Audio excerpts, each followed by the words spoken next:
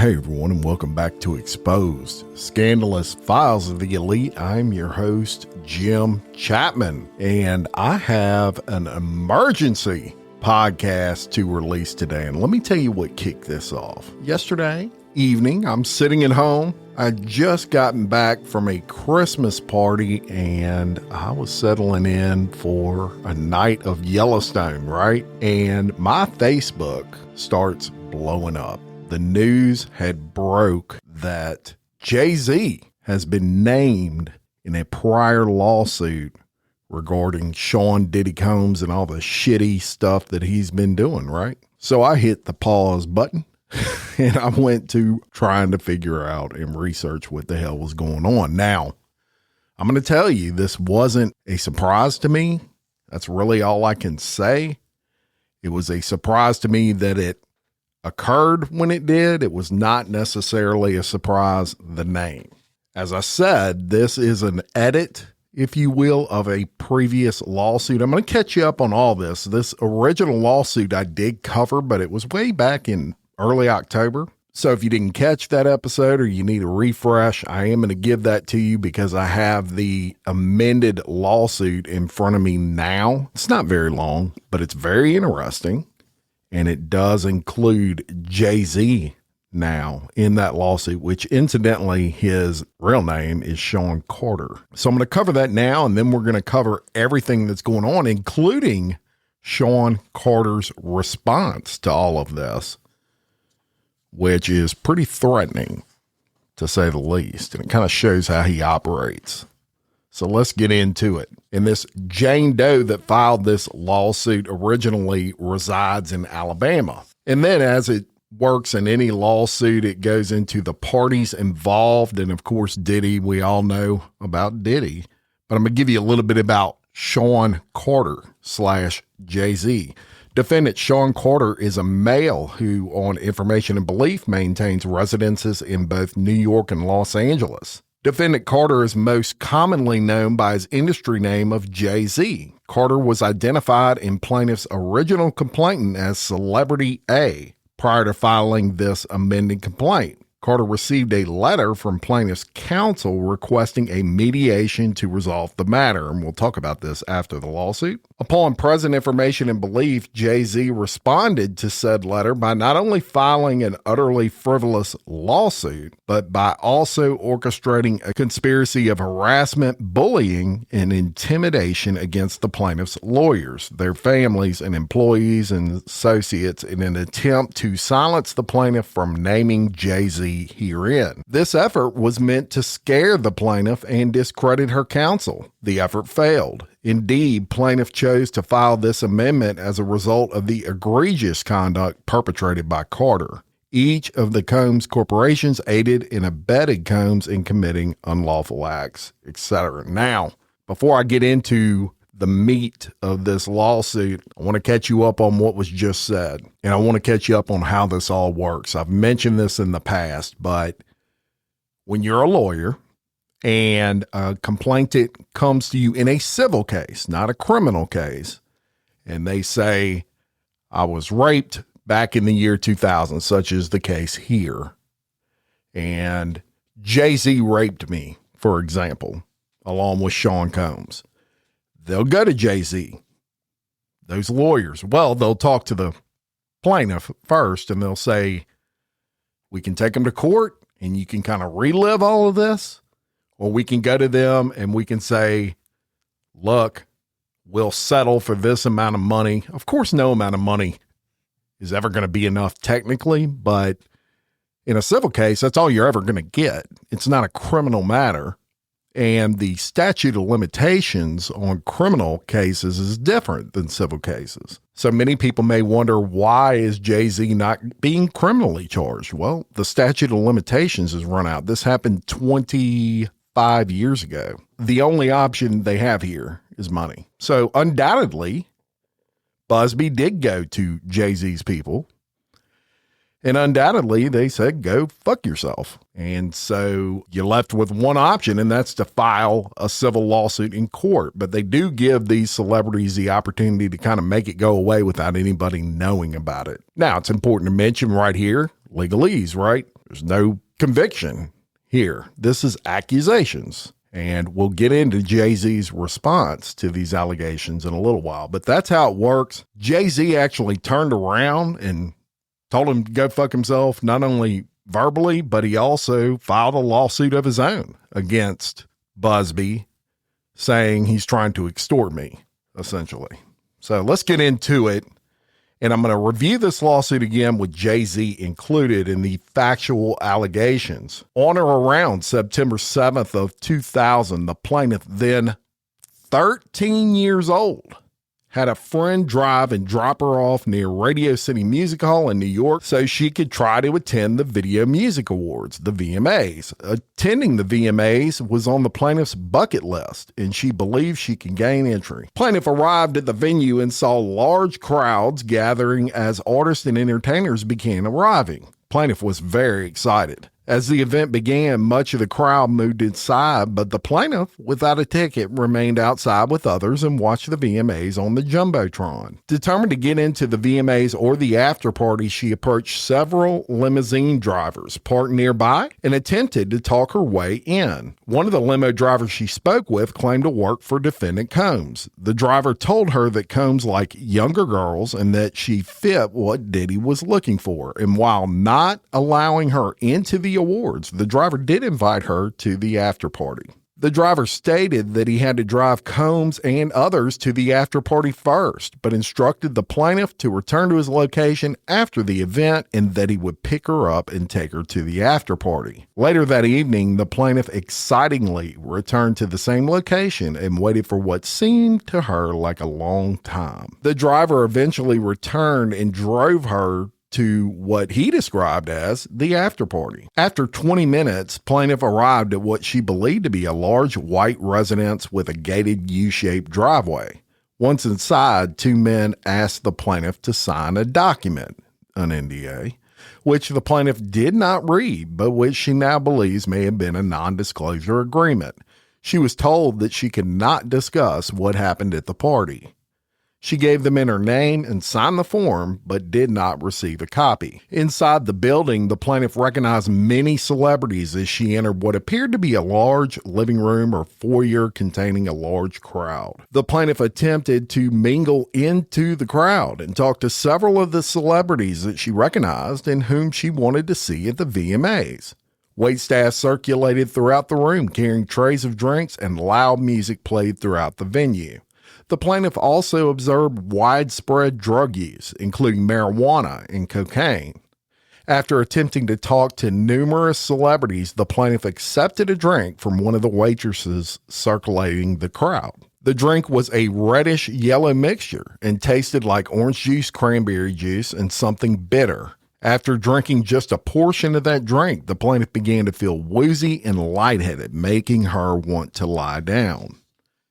Looking for a place to rest, the plaintiff walked down what appeared to be a hallway containing several rooms off of the hallway. She entered what appeared to be an empty bedroom, so she could lie down for a moment, and she did not lock the door. The room contained only a large bed with no furniture of any kind, television, or other furnishings.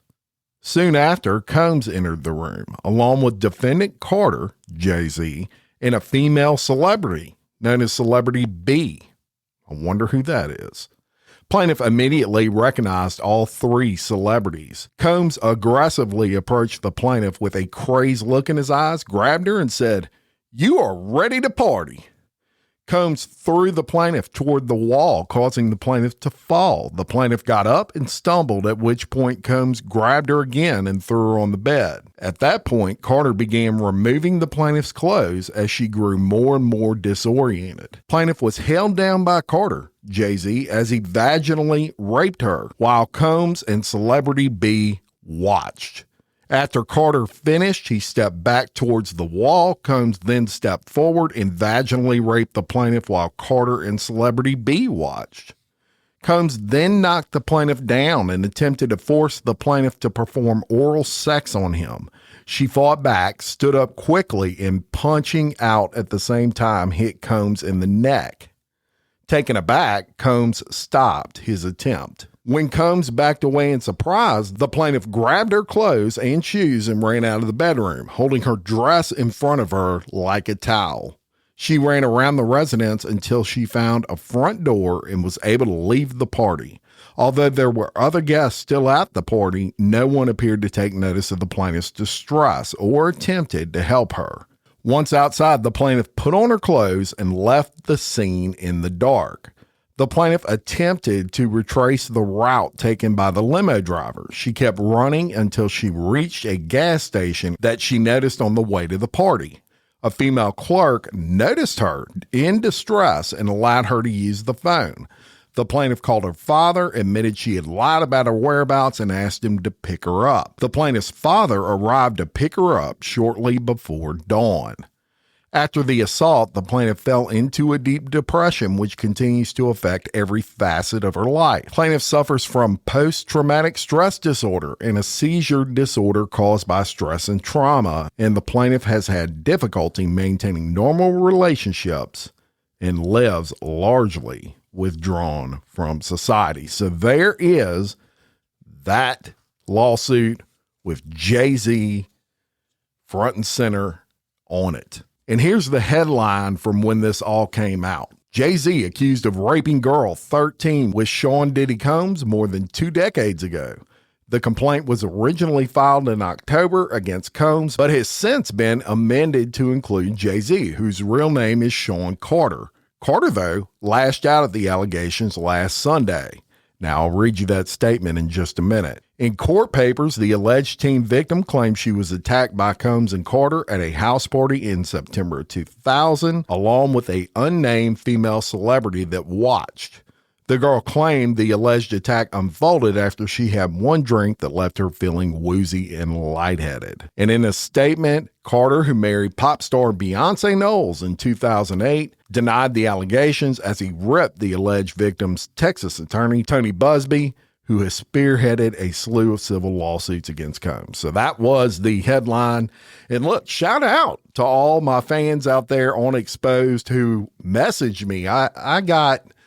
I'd probably estimate about 20 messages within 10 minutes of that hitting, and y'all wanted to hear this update, and that's why I'm bringing this to you. This is an emergency update, so you're going to get your regular episodes this week. This is just some additional. Now, read you the lawsuit, read you the headline. What do you think Jay-Z had to say about this? Wait till I read you his response that came out within like an hour of all this breaking. This is from Jay-Z, Sean Carter, and he posted this on Instagram. My lawyer received a blackmail attempt called a demand letter from a lawyer named Tony Busby. What he had calculated was the nature of these allegations and the public scrutiny would make me want to settle. No, sir. It had the opposite effect. It made me want to expose you for the fraud you are in a very public fashion. So no, I will not give you one red penny. These allegations are so heinous in nature that I implore you to file a criminal complaint, not a civil one. And he has explanation points. Important to mention, statute of limitations, and he knows that. You can't file a criminal complaint. Whomever would commit such a crime against a minor should be locked away. Would you not agree? I'm sure Busby would agree. These alleged victims would deserve real justice if that were the case. This lawyer, who I have done a bit of research on, seems to have a pattern of these type of theatrics. And yes, Busby can be theatrical. I have no idea how you have come to be such a deplorable human, Mr. Busby, but I promise you I have seen your kind many times over. I'm more than prepared to deal with your type. You claim to be a Marine. Marines are known for their valor. You have neither honor nor dignity. My only heartbreak is for my family. My wife and I will have to sit our children down, one of whom is at the age where her friends will surely see the press, and ask questions about the nature of these claims and explain the cruelty and greed of people. I mourn yet another loss of innocence. Children should not have to endure such at a young age. It is unfair to have to try to understand inexplicable degrees of malice meant to destroy families in human spirit. My heart and support go out to the true victims in the world who have to watch how their life story is dressed in costume for profitability by this ambulance chaser in a cheap suit. You can tell he's pissed. You have made a terrible error in judgment thinking that all celebrities are the same. I'm not from your world. I'm a young man who made it out of the projects in Brooklyn. We don't play these type of games. We have very strict codes and honor. We protect our children. You seem to exploit people for personal gain. Only your network of conspiracy theorists, fake psychics, will believe the kind of idiotic claims you have leveled against me that, if not for the seriousness surrounding harm to kids, would be laughable. I look forward to showing you just how different I am. And y'all, that's a threat. Now, he could be threatening just lawsuit actions, but it almost sounds like that's a little bit more serious than that. He's going to show you how different he is. That could be many different things. But Busby, you're not going to intimidate him, Jay-Z. It's just not going to happen. Now, important to mention, y'all, anybody can say anything. Anybody can say anything. It doesn't necessarily means it happened. You have to go to court. You have to be found guilty. Everybody presents their evidence. We know how it works in this country. Anybody can file a lawsuit. Now, Tony Busby, like every other lawyer, hopefully, they do their due diligence. And I know in Busby's case, he hires investigators to substantiate these claims. Usually he has a ton of evidence before he throws something out there. So we don't know what Busby has on this case. He may have pictures or something, but that is the response. And there you have it. So all of this is alleged, but it's not the first time Jay-Z's name came up, right? As a matter of fact, on Piers Morgan, someone by the name of Jaguar Wright. And let me tell you who Jaguar Wright is. She was on Jay-Z's MTV Unplugged, which Jay-Z owned, and she was tight with Jay-Z at one point. A singer. She's now a big TikToker. She was kind of blackballed from the music industry after making a lot of allegations against Jay-Z, even before all this came out, and Diddy. It looks like a lot of stuff she's saying is turning out to be true, but she went on Piers Morgan just a little over a month ago, I believe. She discussed some pretty disturbing stuff with Jay-Z in particular. I want you to hear that. So here's that clip from Piers Morgan. Why there's no vindication for me? Because for 4 years, I've been screaming, not just Diddy, but Diddy and Jay-Z are monsters. And the victim-making machine kept going on. Jay-Z has been notable by his silence since these charges were brought against Diddy. Why do you think that is? Because that's what he does. He starts little fires everywhere, forces everyone involved to go and carry water while he sneaks away without a response. That changes now, Sean. You must respond. You have no choice. Harvey Weinstein, Jeffrey Epstein, Robert Kelly, Sean Combs have one person in common, professionally and privately. Sean Carter. This has been a fist of tyranny that has been punching through our culture and our society for decades. It must stop. There's been obviously a lot of cruelty-free artistry. Right. There's been a lot of rumor mill about what has happened in the rap world. A lot of allegations that the misogyny in the lyrics clearly was based on a general misogyny towards women away from the music. And that clearly seems to have been borne out by these charges against Diddy, which if he's found guilty of all this, he's never coming out of prison. How dangerous do you think? Thank God. How dangerous do you think he is as a person? I think he's one of the most dangerous people I've ever met. A lot of people have been questioning, well, she doesn't really know him. She has no knowledge of him. She doesn't have a picture with him. I'm smarter than Claudia Jordan. I would never take a picture with the devil. Everyone knew he was the devil. He's been the devil for 30 years. He's been covered and protected by not only Clive Davis, but Lucian Grange. He was selected to be the demon that he is, to keep the culture in line so the industry could continue to rape it for all of its precious jewels. We have too many lost. The list of lost is ridiculous. And everyone knows Diddy was selected for this job. Now, that was a lot to digest right there. And it shocked. You could see on the show, it shocked Piers Morgan that she was coming out saying all of this. Not only did it shock Piers Morgan, it shocked Jay-Z and Jay-Z's lawyers and Beyonce and everybody else that she mentioned. And so Jay-Z kind of swung his legal muscle around. They contacted Piers Morgan's show and they were pissed. And they insisted that Piers Morgan edit out that particular segment. Fortunately, I got that recording before it got edited out and I saved it. But I want you to hear what Piers Morgan had to say in that apology. And that's right here. Well, Jaguar and Wright unexpectedly made several serious allegations about Jay-Z and Beyonce during that interview. As I said in the moment, they were not present to respond or defend themselves, but now they have. Their lawyers contacted us to say that those claims were totally false and have no basis in fact, and we've therefore complied with the legal request to cut them from the original interview. Editing interviews is not something we do lightly at a show called Uncensored.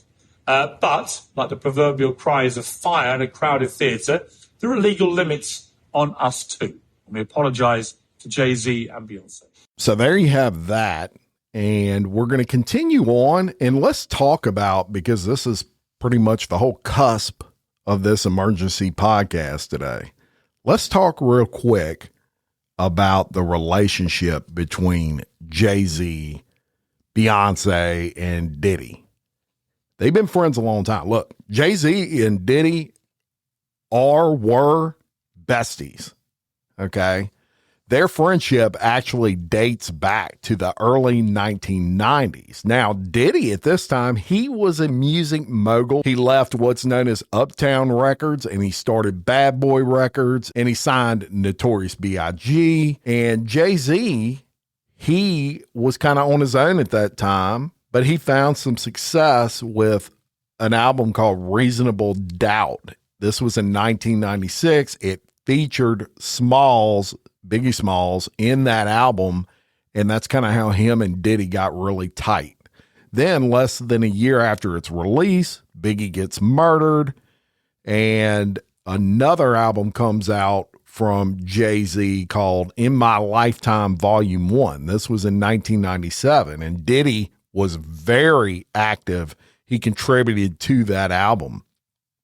And they started collaborating together all the time. As a matter of fact, Diddy saw Jay-Z as the guy that was going to fill the shoes of not only Biggie, but Tupac, who had also been murdered. And their life outside of the recording studio kind of mirrored their life inside of it. Both artists found themselves in trouble in 1999 legally. Jay-Z was facing some charges for stabbing a guy named Lance Rivera at the Kit Kat Club. He pled guilty. He received 3 years probation because, hey, he's got money, right? Diddy was involved in that infamous club shooting at Club New York and was seen fleeing the scene with Jennifer Lopez. And if you'll remember, and what we've kind of hinted about is a guy named Shine, and he actually had to do jail time for that. And it was widely reported that Diddy actually did this shooting, and Shine served a decade in jail for that. Supposedly he took that hit for Diddy. And of course, Jay-Z and Beyonce, they started a romantic relationship. This was in the early 2000s, and they were friends About a year before that, she was 19 at the time. He was 31. People don't realize their age difference. Of course, Beyonce's solo career, it takes off in 2003 with her album Dangerously in Love. And in that album was a song called Crazy in Love that we all know. And that album and that particular song kind of certified Jay-Z and Beyonce as a power couple. And Beyonce also did some collaborating with Diddy. So for the next 2 decades, beyond that, they were all kind of besties. Beyonce, Jay-Z, and Diddy, they were practically joined at the hip. They attended each other's events, birthday parties. They would even attend things like the birth of Jay-Z and Beyonce's daughter, who is named Blue Ivy. Diddy attended that.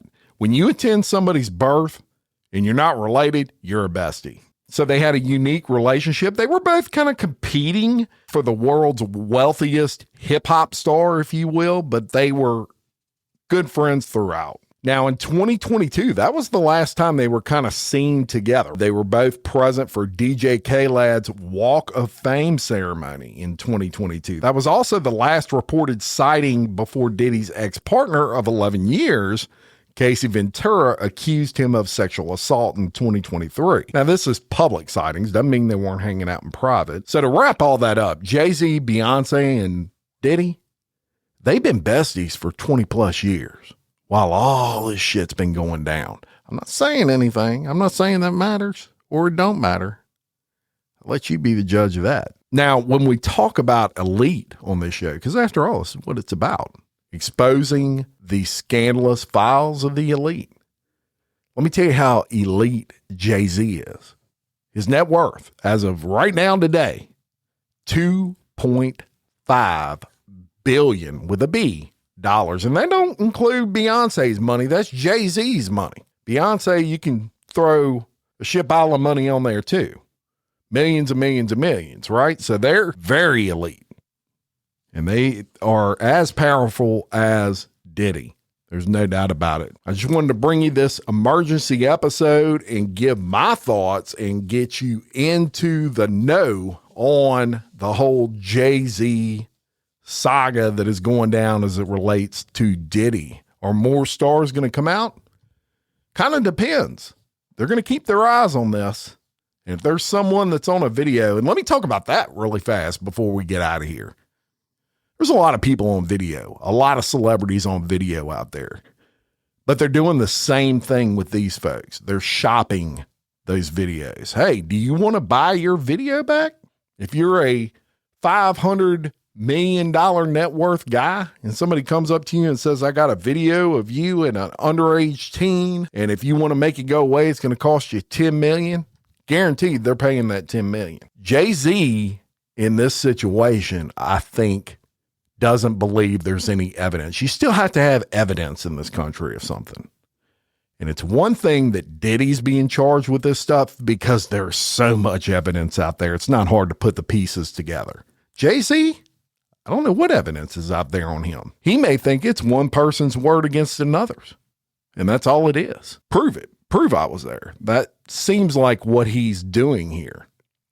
Whether she has proof, nobody knows as of yet outside of Tony Busby, but it is important to note in a civil case, the proof is not as high. Remember, there's 2 different methods between the criminal and civil proceedings in which you're found guilty. In a criminal proceeding, it has to be beyond a reasonable doubt. In a civil proceeding, all it has to be is more likely than not. 50 plus 1. So she doesn't have to have irrefutable evidence. She just has to prove it's more likely that occurred than it didn't. So we'll see. I'll keep you posted. Thank you for listening. Look, quickly this week, tomorrow, Tuesday, you get more Diddy. This dropped after that was recorded and edited and already scheduled. So tomorrow's episode won't include any of this, but it's other information. And interestingly enough, it's about names that have come out. So I think you'll enjoy that. Wednesday, bad teachers. This one is unbelievable that I'm bringing you on Wednesday with that bad teacher series. If you enjoyed the last one I brought you last week, you're going to love this one. Check that out on Wednesday. And Thursday, another Murdaugh. We're into the trial with Murdaugh now, and I'll be covering that.